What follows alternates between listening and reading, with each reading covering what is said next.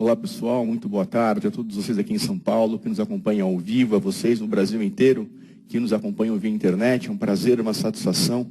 Eu, Fábio Cabar, professora de ginecologia e obstetrícia, estar com vocês mais este sábado discutindo um tema de obstetrícia que eu considero importante para a formação de vocês e para vocês que estão se preparando para as provas de residência médica. Eu disse um tema porque nós vamos estudar hoje o bem-estar fetal. Nós vamos estudar em 3 aulas a possibilidade do sofrimento fetal e, o mais importante, dos métodos de avaliação que nós temos da vitalidade fetal.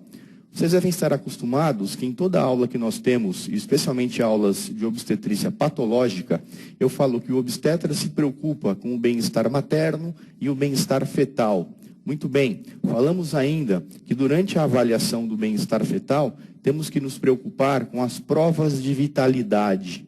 E que o obstetra que lida com gravidez de alto risco não consegue fazer esta obstetrícia de alto risco sem o apoio destes testes de vitalidade. Pois bem, hoje chegou o momento de nós estudarmos estes testes de vitalidade fetal.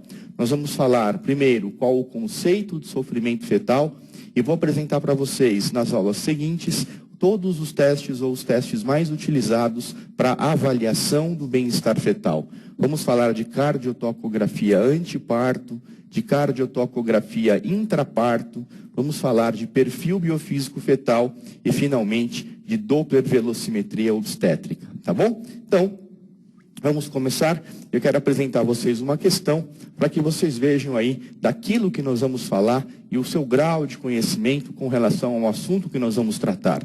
Então, uma questão da Federal do Paraná de 2014 dizia: a cardiotocografia de repouso, a basal, é um dos testes mais usados na avaliação de vitalidade fetal anteparto.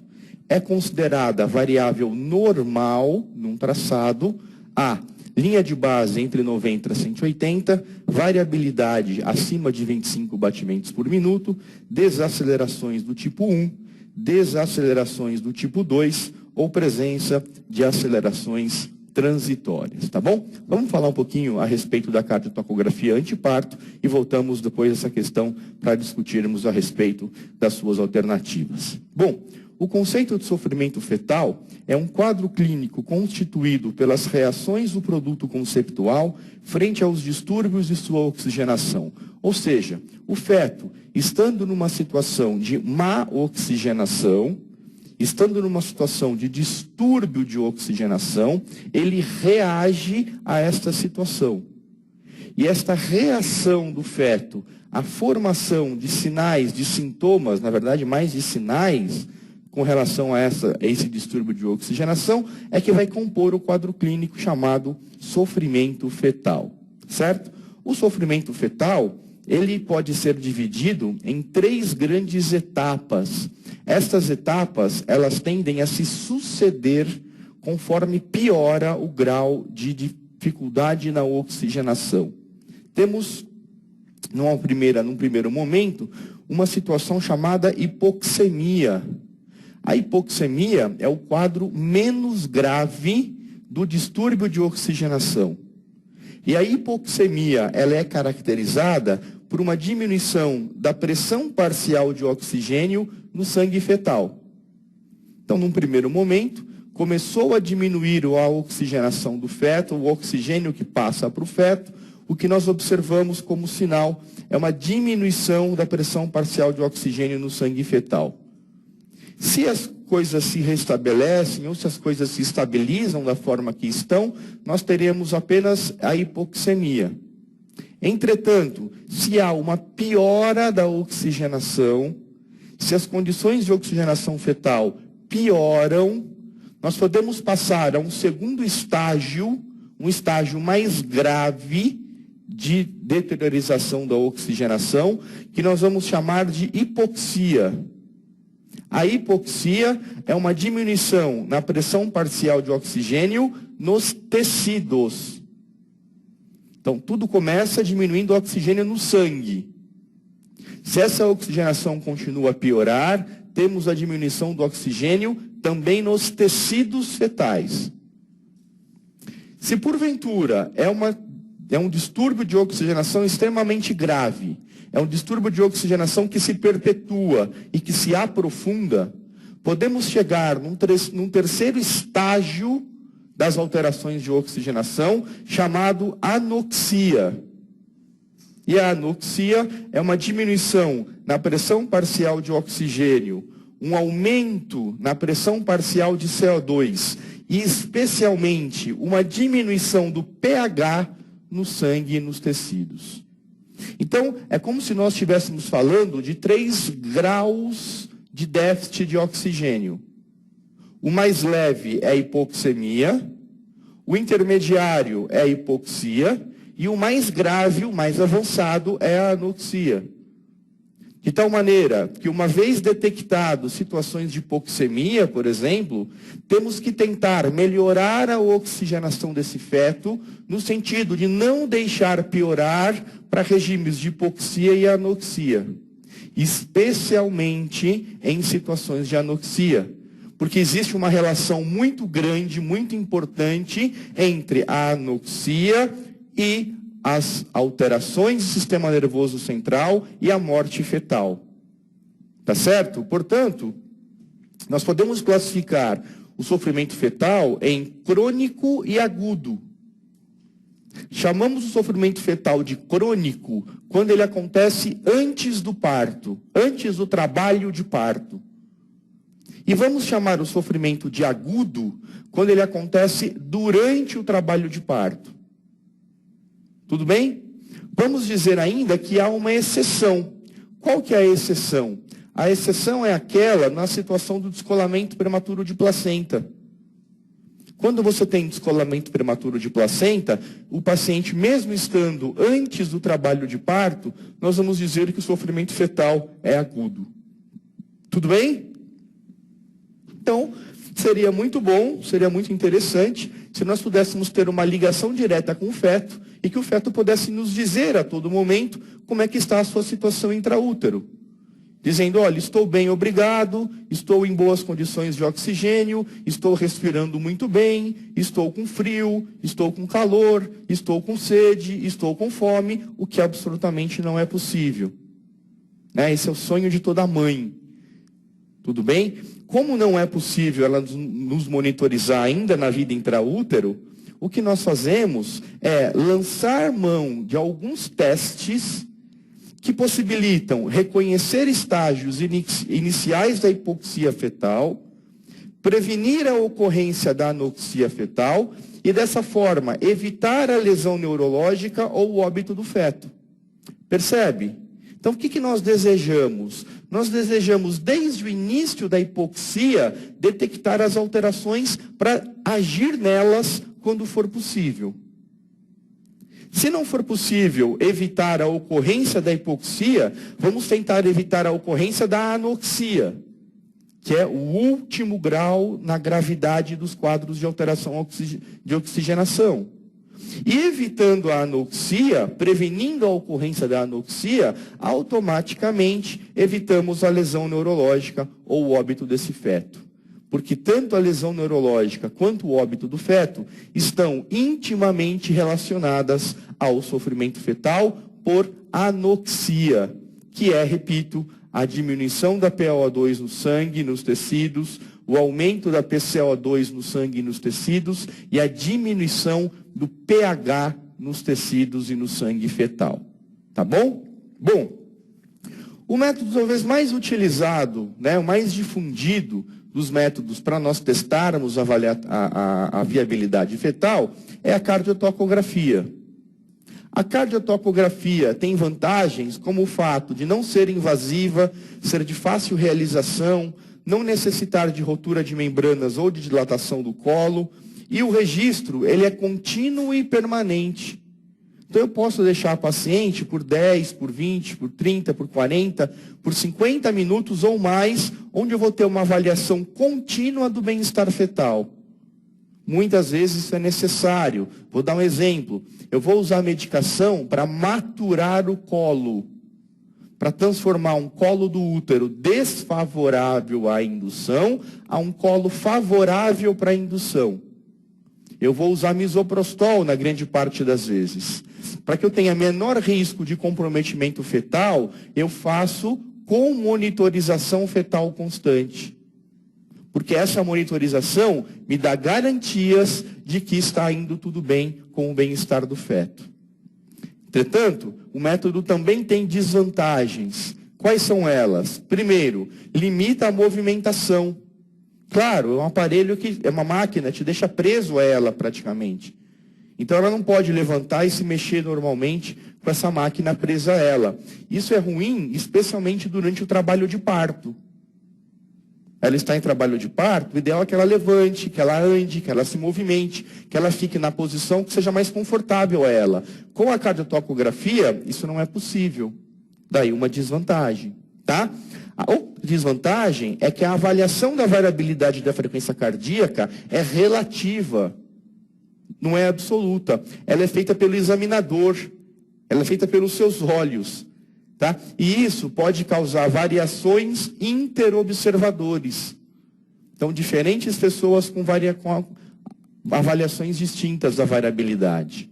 Temos que a obesidade dificulta a captação do sinal. Então, é uma desvantagem. O ideal é fazer esse exame em pacientes não obesas, porque em pacientes obesas há dificuldade na captação do sinal. E por último, eu acrescentaria aqui que nós temos, entre os exames de cardiotocografia, um número considerável de falsos positivos. Como falsos positivos? É um teste que está dizendo que há alteração na vitalidade fetal, há sofrimento fetal, e quando você faz o parto, você observa que não tinha sofrimento fetal. Portanto, é um falso positivo. O exame mostrou que estava positivo, que estava presente o sofrimento, mas na verdade não estava. Tudo bem? Bom, vamos falar então da avaliação anteparto da vitalidade fetal, com todos os exames disponíveis para que nós a avaliemos. Então, a etiologia do sofrimento fetal pode ser por causa materna ou por causa fetal. Por causa materna, podemos lembrar a insuficiência placentária. Então, uma placenta que não funciona adequadamente. Pode ser por doenças metabólicas, por exemplo, pelo diabetes. Né? Pacientes com diabetes, muitas vezes, têm um déficit de oxigenação que é transmitido para esse feto. Tá? Alterações placentárias, né? De vascularização placentárias, muitas vezes, que dificultam essa transferência de oxigenação. E pode ser por um déficit de perfusão. Então, você tem, eventualmente, lá uma placentação inadequada, uma formação de trombos na placenta, no território placentário, o que dá um déficit na perfusão de oxigenação. Tá? Podem ser causas fetais. Então, uma anemia fetal. Na anemia fetal, o oxigênio está disponível. O feto tem boas condições de oxigenação. Acontece que ele não tem hemoglobina o suficiente para transportar esse oxigênio. E aí ele pode estar numa situação de alteração na sua oxigenação celular, tecidual, por conta da anemia. A mesma coisa pode acontecer em fetos com insuficiência cardíaca. Mas existem fetos com insuficiência cardíaca? Sim. Existem malformações fetais, existem alterações na fisiologia fetal que pode levar a uma insuficiência cardíaca. O coração do feto é um órgão importante para o seu desenvolvimento. Se ele está comprometido de alguma maneira, você pode ter uma situação de déficit na oxigenação. Então, a insuficiência placentária, ela pode ser ocasionada por uma invasão trofoblástica inadequada e pela presença de tromboses e infartos placentários. Então, vamos dar um exemplo de invasão trofoblástica inadequada. É a doença hipertensiva específica da gestação. Quando nós falamos de DHEG, eu falei que nós acreditamos que nessa doença ocorra uma infiltração inadequada do tecido trofoblástico, de tal maneira a não invadir os vasos maternos, não invadir a camada média dos vasos maternos e não levar a uma placentação da forma adequada. O exemplo disso, repito, é o DHEG, é a toxemia gravídica. E podemos ter situações de tromboses e infartos placentários. Ou seja, formam-se trombos na placenta. Exemplo, paciente com trombofilia. Tá? Paciente com lúpus. Essas pacientes podem ter situações de lesão placentária. Uma placenta cheia de trombos, cheia de infartos. Tá? Quando nós temos essa situação de insuficiência placentária, frequentemente nós encontramos um déficit de nutrição. Então, os nutrientes são passados ao feto de forma anormal, o que pode levar a uma restrição de crescimento fetal, ou podemos ter um déficit na oxigenação, que pode levar a uma hipoxemia crônica, a uma diminuição nos níveis de oxigenação circulante, tanto no sangue quanto nos tecidos fetais. Tá certo?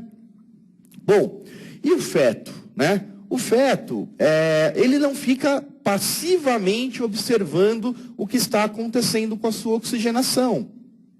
O feto, ele reage a essas alterações de oxigenação.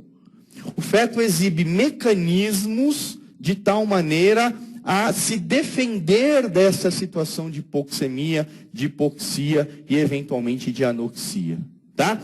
Como é que é o mecanismo hemodinâmico de compensação fetal frente à hipoxemia?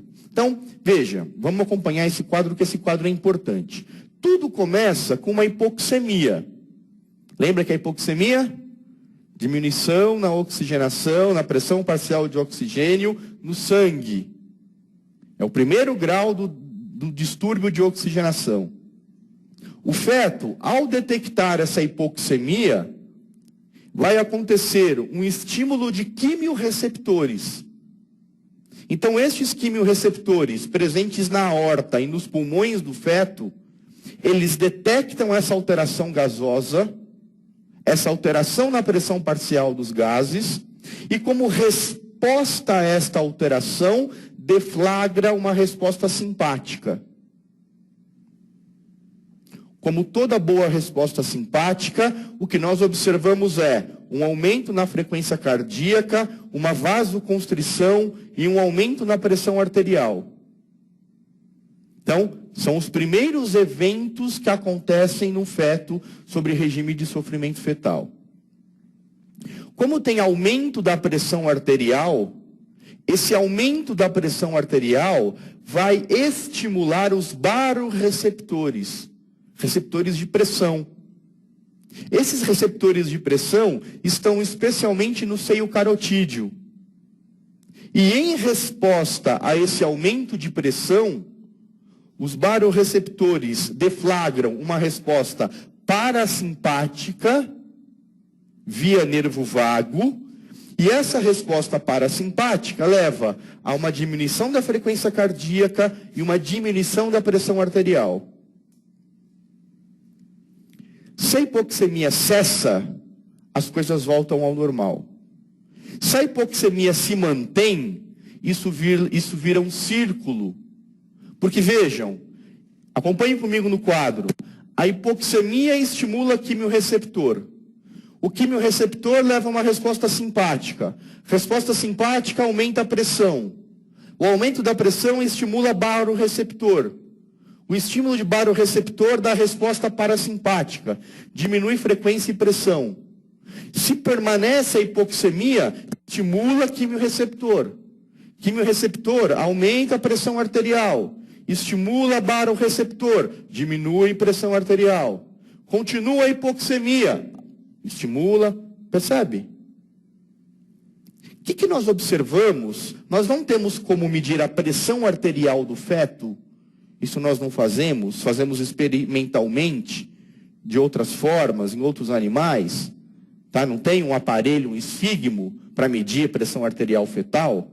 Tá? Mas eu consigo ver frequência cardíaca. Ó, frequência cardíaca eu consigo detectar. Então, dos primeiros sinais que eu observo num feto em sofrimento, os primeiros sinais que aparecem, é justamente o que, gente? Tá, ele estava aqui assim, ó. Só que é a frequência fetal normal. Dá um estímulo, aumenta a frequência cardíaca. Estimula barorreceptor, diminui a frequência cardíaca. Estimula quimiorreceptor, aumenta a frequência cardíaca. Estimula barorreceptor, diminui a frequência cardíaca. O que nós observamos quando eu comparo com a basal na frequência cardíaca de um feto que começa a sofrer de hipoxemia? Um aumento na variabilidade da frequência cardíaca. Porque fica esse jogo de simpático para simpático, simpático para simpático, simpático para simpático. Como é que fica a frequência cardíaca? Oscilando muito, com uma alta variabilidade. Então, o aumento na variabilidade é um dos sinais agudos de sofrimento fetal. Dos primeiros a aparecer. Conforme vai equilibrando estas respostas, isso aqui tende a estabilizar. Então, conforme vai passando o tempo e eu vou tendo uma estabilização dessa resposta, né? Então é como se eu dissesse assim, olha, estava assim, passou a ficar assim, depois de um tempo restabiliza. Mas ele vai restabelecer, o que você acha? Neste mesmo parâmetro, vamos imaginar, 140, que era o basal, ou vocês acham que vai ser maior ou menor que 140? Maior. Por quê? Porque na vida intrauterina, até a 40ª semana, existe uma preponderância do sistema nervoso autônomo simpático. E o simpático, ele leva a um aumento na frequência ou uma diminuição na frequência? Aumento. Então, na estabilização, que já é um período secundário na resposta fetal, ele primeiro reage com esse aumento de variabilidade. Se a hipoxia torna-se crônica, chega a um equilíbrio na frequência cardíaca, mas este equilíbrio vai ser sempre numa frequência maior do que aquela observada antes do estabelecimento da hipoxemia. Então, se a linha de base aqui era 140, número hipotético, eu imagino que isso aqui entre num aumento de variabilidade e quando volta a se estabilizar, sei lá, volta aqui em 155. E qual que é a explicação disso? É a predominância do sistema simpático em detrimento do parasimpático na vida intrauterina, pelo menos até a 40ª semana. Tá bom? Então, quais são os sinais? Isso já caiu em prova. A pergunta era, quais são os sinais mais precoces da hipoxemia fetal? Tá? Era essa a pergunta. E aí o que você tinha que saber é, aumento da frequência cardíaca fetal, aumento da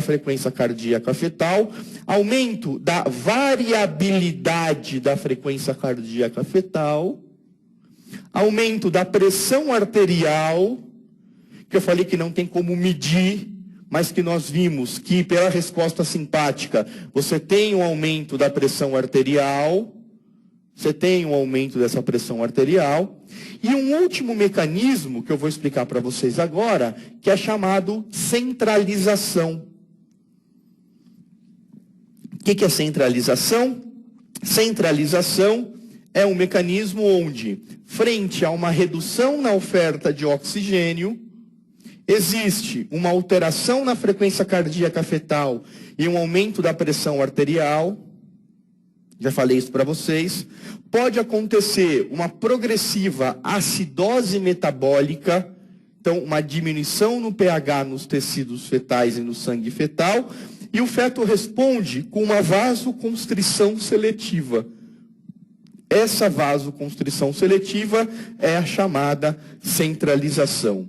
Como assim centralização, vasoconstrição seletiva? Pessoal, imagine o seguinte, ó. Você está numa situação de contenção de custos. Então, por alguma razão, o seu salário diminuiu, a sua mesada diminuiu. E você estava acostumado a ter uma série de gastos com essa mesada, com esse salário. Você comprava roupas, você comprava comida, você pagava aluguel, ou pagava o condomínio, os custos que você tem no lugar que você mora, e você reservava um dinheiro lá para baladinha, um dinheiro para uma roupinha nova de vez em quando para impressionar o amigo ou a amiga, tá? O dinheiro para a gasolina do carro, para você passear à noite, já que para o trabalho você ia de metrô.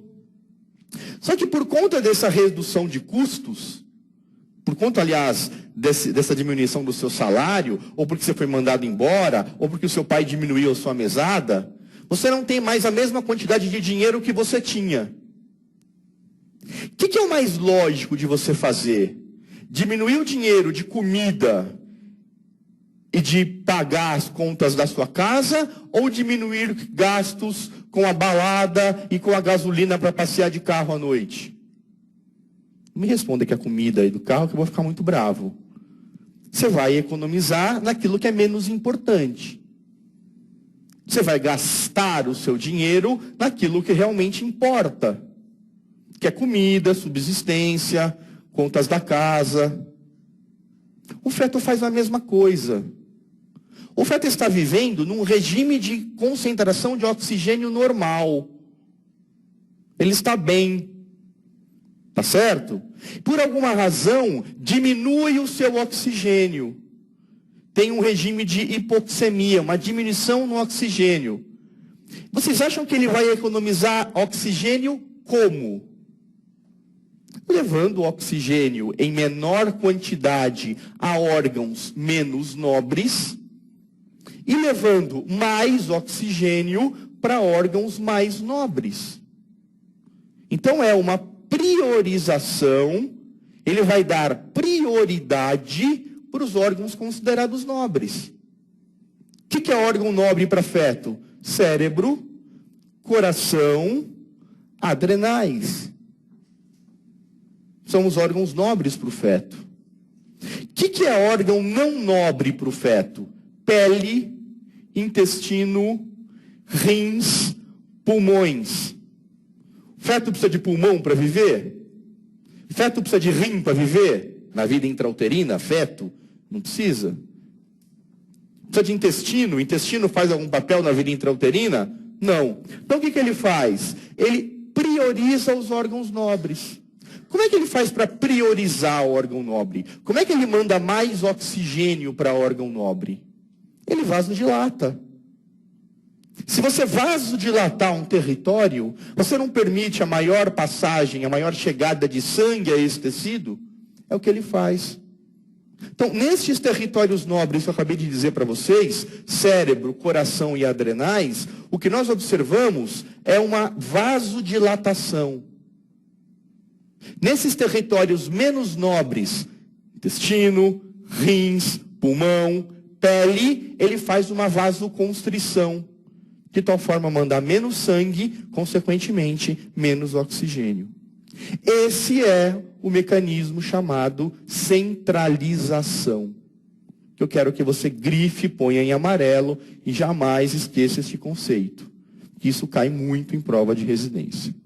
Tá? Então, a centralização é uma vasodilatação em tecidos nobres e aumento do fluxo sanguíneo para coração, cérebro e adrenais.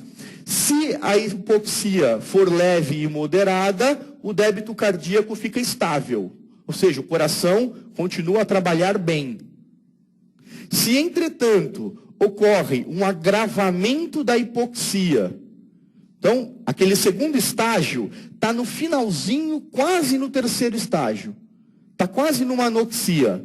O feto, ele perde essa capacidade de centralização. Por quê? Porque ele está no limite, ele está brigando, ele está ali, ó, fazendo das tripas coração, literalmente, para manter a sua oxigenação em territórios nobres. Entretanto, se a hipoxia, né, a pré-anoxia é muito grave, ele perde essa condição de centralização, ele cai a guarda e ele tem, então, uma intensa vasoconstrição de todo o leito vascular. Então ele vasoconstringe tudo, inclusive cérebro, coração e adrenais. O fluxo de sangue e o consumo de oxigênio diminuem em todos os tecidos. E aí nós vamos dizer que existe um sofrimento fetal descompensado. Porque o problema não é o sofrimento fetal. Se o sofrimento fetal está compensado, o feto vai bem. O problema é evoluir esse sofrimento fetal a uma situação que ele não consegue mais se proteger. E aí nós vamos chamar de sofrimento fetal descompensado. Tá bom? Então, vejam vocês, fazendo um resumo aí dessas alterações, nós temos diminuição da PO2, levando à centralização. A centralização, ela vai levar a um maior fluxo para o sistema nervoso central, miocárdio e suprarrenais. Uma diminuição do fluxo para o rim e trato gastrointestinal. Como consequência, se diminui sangue que vai para o rim do feto, rim filtra menos. Rim filtrando menos, produz menos urina. Menos urina fetal é igual a oligoâmino, está aqui, ó. Diminui oxigênio para o trato gastrointestinal. Hipoxia no trato gastrointestinal estimula qual do sistema nervoso? O simpático ou o parasimpático? O parasimpático. Ativando o parasimpático, aumenta o peristaltismo, eliminação de mecônio. Então, o mecônio e o oligoâmino podem ser sinais de sofrimento fetal anteparto. Tudo bem? Do ponto de vista de sistema nervoso central, miocárdio e suprarrenal, se há melhora nas condições clínicas materno ou fetais, ou seja, se a mãe permanece bem e não piora o estado materno, você tem a manutenção das atividades biofísicas. Por outro lado, se ocorre uma piora clínica, então a oxigenação vai ficando cada vez menor, a oxigenação vai ficando cada vez mais deficiente, o que nós temos é alterações nas atividades biofísicas e, se isso não for alterado, se isso não for corrigido, pode haver a evolução para óbito fetal. Tá? Então, este quadro é um quadro que eu quero que você entenda direito para que você possa fazer a avaliação do que é sofrimento fetal e como ele se processa. Vamos falar agora dos métodos, porque veja, eu preciso saber em que momento isso está acontecendo. O que eu mostrei para vocês é a teoria. Agora, e na prática? Como é que eu sei que o feto está centralizado? Como é que eu sei que ele está compensado? Quando eu sei que ele está descompensando? É por meio desses métodos que nós vamos passar a discutir a partir de agora. Tá? Então, eu tenho métodos clínicos que podem ser utilizados, o mobilograma, por exemplo, que é a contagem diária dos movimentos fetais, tá? E eu tenho métodos biofísicos, que são a dopplervelocimetria, a cardiotocografia anteparto e o perfil biofísico fetal. A cardiotocografia anteparto é de fácil realização, tem uma obtenção imediata dos resultados e não apresenta contraindicações. Nós temos dois traçados, o traçado tradicional, em que a avaliação é visual, e eu tenho um sistema computadorizado, em que o software do computador faz a avaliação da variabilidade da frequência cardíaca fetal. Tá?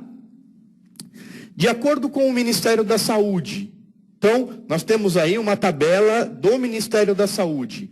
Quais são os parâmetros da cardiotoco considerados normais? Então, a frequência cardíaca basal normal é de 110 a 160. A variabilidade normal é de 6 a 25. Ou, se estiver menor ou igual a 5, tem que estar no máximo por 40 minutos. Por que por 40 minutos? Porque o feto dorme. Sabiam que o feto dorme? E em momentos de repouso fetal, a variabilidade pode diminuir um pouco. Mas em quanto tempo isso pode durar? 40 minutos. Se ele estiver a mais de 40 minutos com redução da variabilidade, isso é alterado. Tá?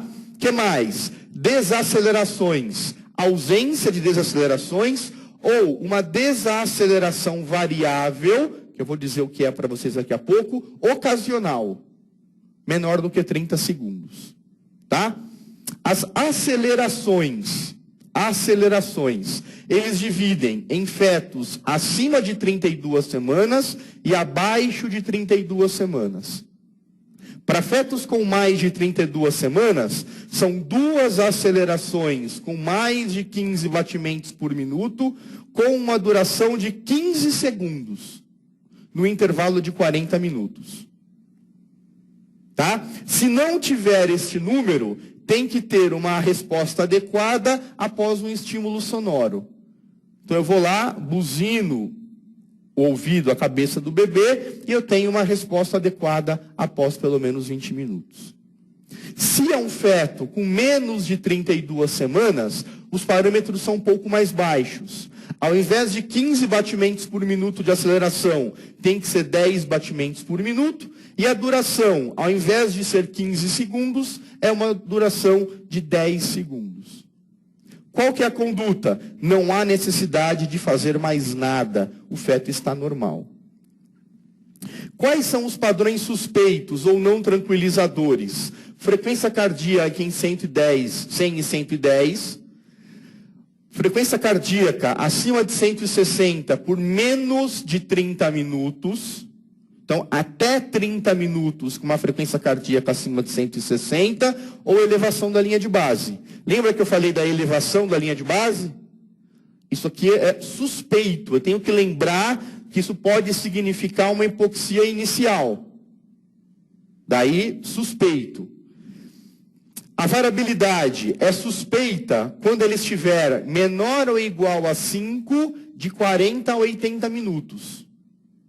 Se ela tiver menor do que 5 por 40 minutos, está dormindo o feto. Ok. Se está entre 40 e 80 minutos, pode ser que não seja sono fetal. Abra seu olho.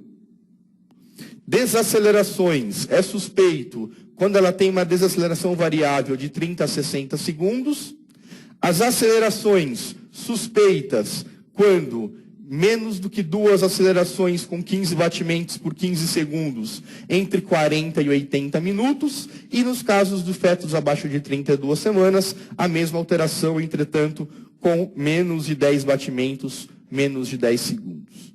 O que se faz é uma avaliação adicional, que pode ser um cardiotoco de estresse, um perfil biofísico, um Doppler, ou repetir o mesmo teste em 12 horas.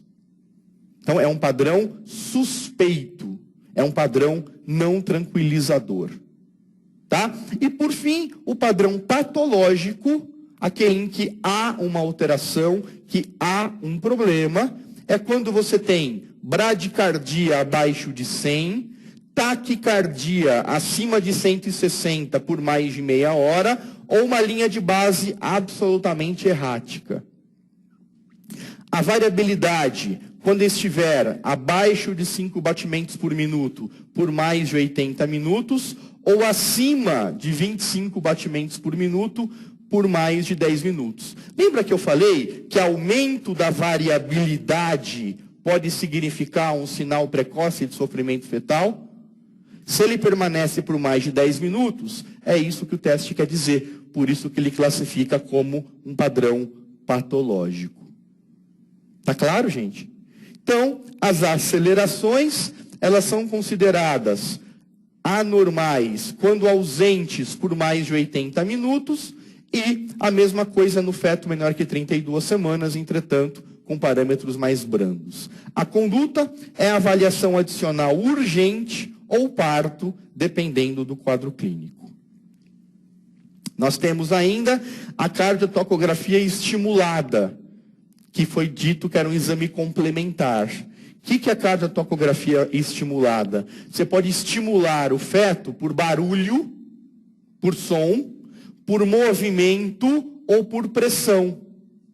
Então você pode fazer uma mobilização do polo cefálico, você pode dar uma buzinada no polo cefálico, ou você pode pegar um diapasão, vibrar o diapasão e encostar na barriga da mãe. Porque as ondas de frequência vão levar essa vibração até o polo cefálico do feto. E ver qual é a sua resposta. Se o feto responde bem, é um aumento de 20 batimentos em 3 minutos. É um feto normal. É um feto reativo. Se o feto não reage bem, continua suspeito, é quando existe um aumento da frequência cardíaca, mas ela é menor do que 20 batimentos. Ou esse aumento é menor do que 3 minutos. Por fim, o feto que não reage ao teste é aquele que você buzina e a frequência cardíaca não mexe absolutamente nada.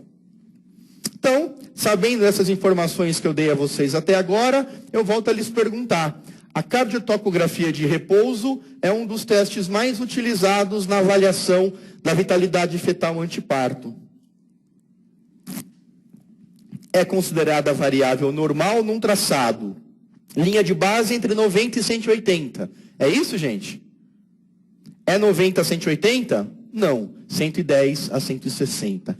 Variabilidade acima de 25. É normal? Entre 6 e 25. Desacelerações do tipo 1. Tem DIP 1 naquele quadro? Não. Desacelerações do tipo 2? Também não. Presença de acelerações transitórias? É esta a resposta que você tinha que assinalar. Tudo bem? Olha para mim essa outra cardiotoco aqui, ó. Analise o seguinte traçado e assinale a alternativa correta. Então, se vocês analisarem para mim, temos aqui uma frequência cardíaca mais ou menos em 150 batimentos por minuto. Tá bom? As alternativas eram: as condições de vitalidade do concepto estão comprometidas em virtude da grande variabilidade da frequência cardíaca registrada. A presença de acelerações transitórias garante boas condições de vitalidade fetal. Esse traçado não permite qualquer inferência a respeito da oxigenação fetal, pois representa somente o registro momentâneo da frequência cardíaca fetal. E D, nesses casos, a interrupção imediata da gestação por meio de cesariana é mais segura que o parto por via vaginal e são necessários testes discriminatórios, que é o perfil ou o Doppler, para confirmar o bem-estar do concepto. Tem essa outra questão que fale, associa as situações clínicas, numeradas de 1 a 4, aos traçados cardiotocográficos de gestação a termo. Então, eu quero que você associe esses 3 traçados, 1, 2, 3, a hipertermia materna, período expulsivo com apresentação fetal cefálica, oligodrâmino, descolamento prematuro da placenta e anemia fetal. Tudo bem? Vamos fazer isso? E aí ele pede a sequência numérica correta dos traçados. Bom, o que é a tal falada aceleração transitória? Então, a aceleração transitória é um aumento abrupto da frequência cardíaca fetal de pelo menos 15 batimentos cardíacos acima da linha de base, com duração de 15 segundos a 2 minutos, numa gestação acima de 32 semanas. Se for abaixo de 32 semanas, esse aumenta de pelo menos 10 batimentos, com uma duração de pelo menos 10 segundos. Quais são as etiologias da aceleração transitória? Movimento fetal espontâneo, exame vaginal, contrações uterinas, pressão no fundo do útero, palpação abdominal, estímulo vibroacústico ou estímulo ambiental. Qualquer uma dessas situações pode levar a uma aceleração transitória, tá? Vamos ver como é que isso funciona. Nós temos movimentos corpóreos fetais, levando a uma despolarização da área motora, que leva a uma aceleração dos centros cardioaceleradores com uma ascensão da frequência cardíaca fetal. Então, se vocês observarem aqui, eu tenho uma... Dá um foco para mim aqui no telão, por favor. Isso. Eu tenho uma frequência cardíaca de 140. Eu tenho uma aceleração que vai de 140 até 162. Depois volta para a linha de base. E isso aqui demorou mais de 15 segundos. Isso é uma aceleração transitória. Tem um outro aumento de frequência que vai até 162 e que volta até a linha de base. Isso aqui é outra aceleração transitória. E tenho, novamente, um aumento na frequência acima de 15 batimentos, maior que 15 segundos, que é outra aceleração transitória. Por que que isso acontece? Vocês lembram na neuroanatomia de um tal homúnculo de Penfield? Então você tem no giro pré-central, que é a área motora do córtex. No giro pré-central você tem aquele homúnculo de Penfield. Tem uma mãozona grande, um pezão, lembra daquilo? Então, quando você tem um movimento corpóreo, estas áreas se despolarizam. Aí, gente, é neuroanatomia com neurofisiologia. Quando você tem esses movimentos, existem alterações nos íons das células. Lembra daquela história de despolarização iônica? Saída de cargas iônicas, entrada de cargas iônicas. Então, nessa despolarização, saem cargas iônicas das células. E estas cargas que saíram das células, por proximidade, elas contaminam os centros cardioaceleradores. Então a questão é uma questão anatômica. Será que eu consigo desenhar aqui um cérebro?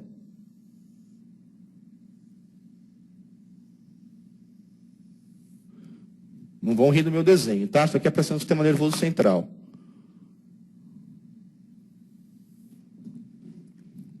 Então eu tenho no giro pré-central, no córtex do giro pré-central, eu tenho nessa região aqui, saem cargas iônicas.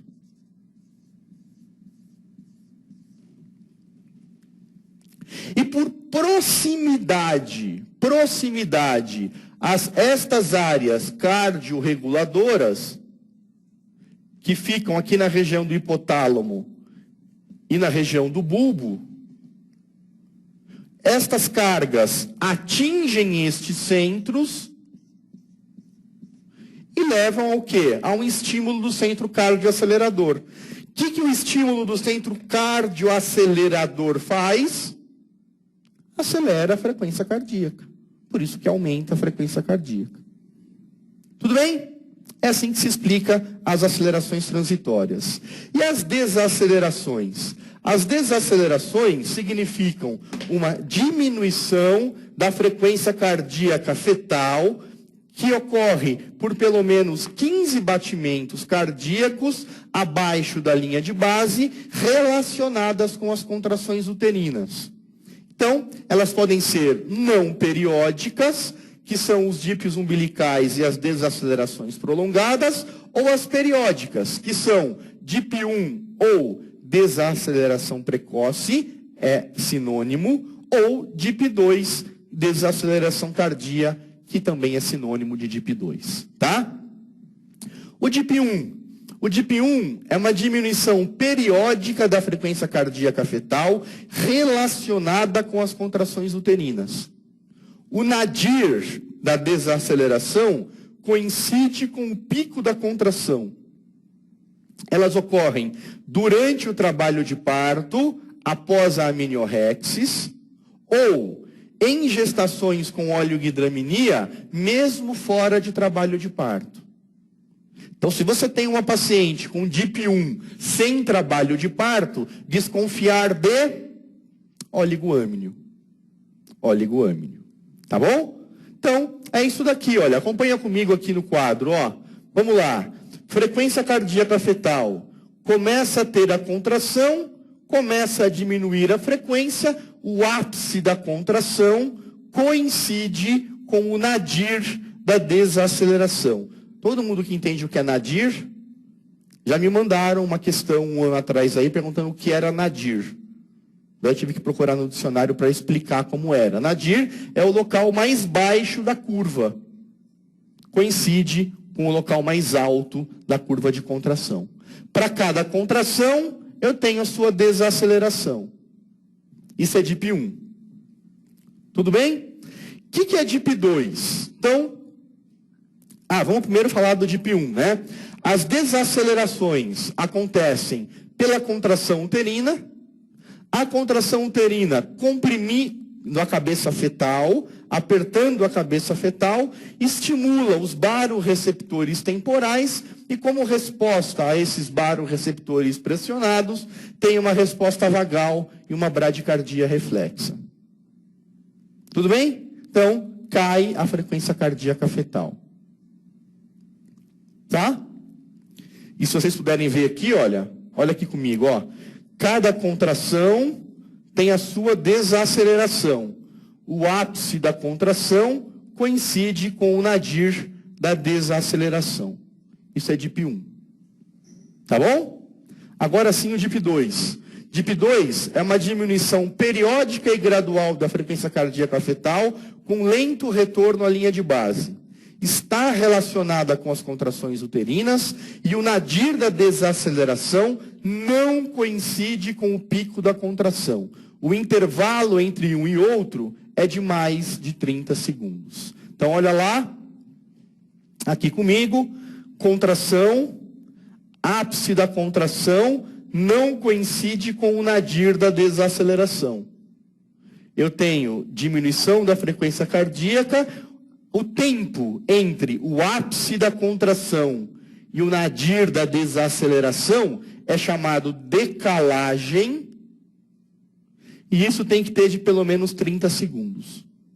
Então, este intervalo decalagem, pelo menos 30 segundos. Aqui é a mesma coisa, ápice da contração, nadir da desaceleração, decalagem de pelo menos 30 segundos.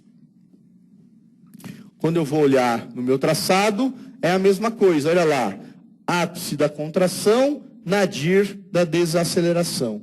Ápice da contração, nadir da desaceleração. Como é que eles ocorrem? Vejam, nós temos, aqui eu vou ter que explicar para vocês o que é nível crítico de oxigênio. Então, pessoal, vocês têm ideia de quanto é a PaO2 normal de um feto? Quanto é a PaO2 normal de um feto? 23 a 25 milímetros de mercúrio. Tá? O que é considerado baixo. É baixo, normal no feto, porque a hemoglobina fetal, ela tem um regime de dissociação diferente da hemoglobina humana. Tá? Qual que é a PaO2 do adulto? 65, 80, varia nisso daí? Do feto é 23 a 25. Fala, nossa, como o feto é mal oxigenado? Não é não. Tá? É que a hemoglobina do feto tem outra forma de funcionamento que a humana, que é a de adulto, melhor dizendo. Tá? Então, o feto com 23 a 25 milímetros de mercúrio, ele está bem oxigenado. Muito bem. Temos um segundo limite, que é 18 milímetros de mercúrio. E eu vou dizer para vocês que até 18 milímetros de mercúrio, nada vai acontecer com o sistema cardiovascular do feto. Como assim, até 18 milímetros de mercúrio? Pessoal, numa contração, o que acontece? O útero contrai, as artérias espiraladas passam no meio do miométrio, concordam? Como é que o sangue faz para chegar até a decídua, até a placenta? Entram no útero via artéria uterina, a artéria uterina se ramifica, entra no miométrio, por entre as fibras musculares, e atingem de forma espiralada a decídua. Quando o útero contrai, o útero esmaga estas artérias, porque ele está contraindo. Ao esmagar estas artérias, o que acontece com o sangue que chega lá na placenta? Para de chegar. Então, por alguns segundos, pelo tempo que demora a contração, 30, 40, 50 segundos, não tem sangue novo chegando na placenta. Se não tem sangue novo chegando na placenta, o que acontece com a oxigenação desse feto? Então, o feto estava aqui, ó, com 23 milímetros de mercúrio. Começou a contração, esmagou as artérias, diminuiu o sangue para o espaço interviloso, diminuiu a oxigenação do feto cai. Vamos desenhar aqui embaixo a contração. Então, a contração. Conforme a contração vai diminuindo, vai aumentando o sangue no espaço interviloso, vai aumentando a oxigenação volta para níveis normais. Tudo bem? Como é que se comporta a frequência cardíaca fetal nesta situação? Normal. Sim, ó.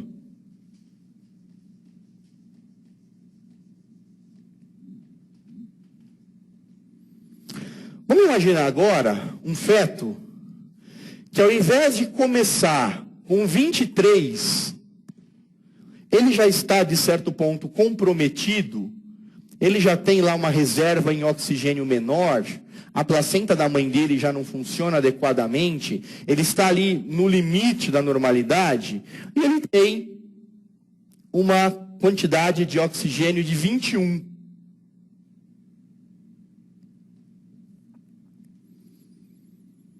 E começa outra contração.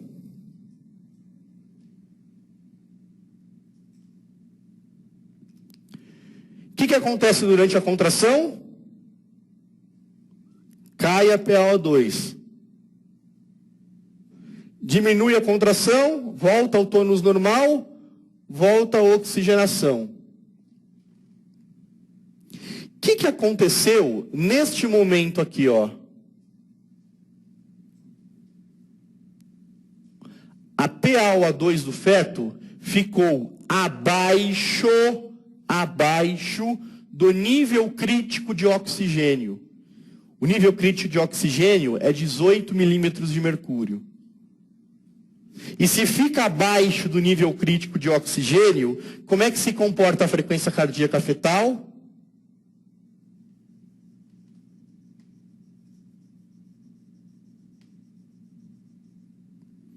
Diminui. Então, veja, contração uterina, queda da pressão arterial em oxigênio. Se essa queda da pressão arterial de oxigênio estiver abaixo do nível crítico, abaixo de 18, você vai ter um estímulo de quimiorreceptores, uma vasoconstrição e uma resposta alfa-adrenérgica, uma hipertensão fetal e uma bradicardia reflexa, que é o que você observa aqui. Começou a contração, diminuiu a quantidade de oxigênio, ficou abaixo de 18, estimulou quimiorreceptores, deu uma resposta alfa-adrenérgica, uma bradicardia reflexa, cai a frequência cardíaca. E existe aqui o intervalo entre o pico da contração e o nadir da desaceleração. Como é que chama esse intervalo aqui? Decalagem. O que isso mostra? Que o DIP é um DIP do tipo 2. O DIP 2, ele só acontece quando eu tenho uma queda na frequência, na oxigenação, na PaO2, abaixo de 18 milímetros de mercúrio. O que mostra que esse feto está com a sua oxigenação comprometida. Em outras palavras, DIP2 é sinal patognomônico de sofrimento fetal. Tá? Então, sempre que eu tenho DIP2, eu vou ter sinal patognomônico de sofrimento fetal. Para terminar, as desacelerações variáveis ou os dips umbilicais representam uma diminuição abrupta da frequência cardíaca fetal abaixo da linha de base. Pode ser variável quanto à sua morfologia, pode ser em V, pode ser em U, pode ser em W, e tem um rápido retorno à linha de base. A etiologia pode ser pela posição materna, que é o cordão entre o feto e a pelve, pode ser pela presença de circulares ou nós de cordão umbilical, por um cordão umbilical curto, por um prolapso de cordão ou movimento fetal na presença de oligoâmnio. É assim, veja, você tem um início variável, você tem uma queda, um rápido retorno à linha de base, e você tem diversas formas. Você tem em V, você tem em U, tá? E você pode ter em W. Olha aqui em W, ó. Isso aqui é um dip umbilical. Então, é a contração uterina, compressão do cordão, aumento da resistência vascular periférica do feto, hipertensão transitória, estimula os baroreceptores, dá uma bradicardia reflexa. Vamos voltar às questões? Então, este traçado, vamos analisar esse traçado. Ele está aqui em 140. O que é isso aqui que ele apresentou? Um aumento da frequência de mais do que 15 batimentos no intervalo maior que 15 segundos. Como é que chama isso? Aceleração transitória. Vocês estão vendo aqui alguma desaceleração? Não. Então, a frequência está normal, 150. Não tem dip umbilical, dip 1 ou dip 2. Existe a aceleração transitória. E a variabilidade, se você olhar, ela não está acima de 25. Aqui é 140, aqui é 160. A variabilidade não está acima de 25 por mais de 10 minutos. Concorda? Então, este traçado é um traçado normal. Então, as condições de vitalidade estão comprometidas em virtude da grande variabilidade. É verdade? Mentira. A presença de acelerações transitórias garante boas condições de vitalidade fetal. Perfeito. Esse traçado não permite qualquer inferência. Por que não permite? Não é um traçado de boa qualidade? Não faz sentido essa alternativa. E nesses casos, a interrupção imediata da gestação por meio de cesariana é mais seguro que o parto por via vaginal. Mentira. Mentira. Tá bom? A alternativa B é a mais correta. Associa situações clínicas numeradas de 1 a 5 aos traçados de cardiotocográficos de gestações a termo. Pessoal, o que nós estamos enxergando neste traçado? Que tipo de DIP é esse daqui? DIP 1. DIP 1. Que tipo de alteração nós estamos vendo neste traçado? Aparentemente é um DIP 2. Um DIP 2. E o que nós estamos vendo aqui? Forma de U, forma de W, aparentemente é um DIP umbilical. Tá bom? O que se associa aqui? Hipertermia materna. O que se associa a hipertermia materna? Taquicardia fetal. Taquicardia fetal. Não vemos taquicardia fetal aqui. Período expulsivo com apresentação fetal cefálica. Você pode ter DIP 1. Num período expulsivo com apresentação cefálica, você pode ter DIP 1. Então, aparentemente, este daqui poderia estar sendo avaliado com o número 2. Vamos observar. 3. Oligohidrâmino. Pode ter oligohidrâmino associado a DIP 1? Pode. Então, o 3 também, a princípio, pode estar associado ao número 1, ao primeiro traçado, mas lembra que nós falamos que o oligoâmino também pode estar associado ao DIP umbilical. Lembra que eu comentei com vocês? Você pode ter uma maior facilidade de compressão do cordão, e com essa compressão do cordão, maior facilidade de dip umbilical. Descolamento prematuro de placenta. O descolamento prematuro de placenta leva a um quadro de sofrimento fetal. E sofrimento fetal, nós falamos que patognomônico de sofrimento fetal é o DIP-2. DIP-2. E a anemia fetal também pode estar relacionado com DIP-2. Então vamos ver qual que foi a alteração que nós fizemos. A sequência numérica correta dos traçados é 2, 4 e 3. Então vamos lá. 2 aqui, certo? 4 este, certo? E 3 este. É a melhor ordem, é a melhor sequência para a gente associar. Tudo bem? Eram essas as questões que eu queria discutir com vocês. Vamos dar aí 10 minutinhos de intervalo. Na sequência, eu volto a falar com vocês sobre perfil biofísico fetal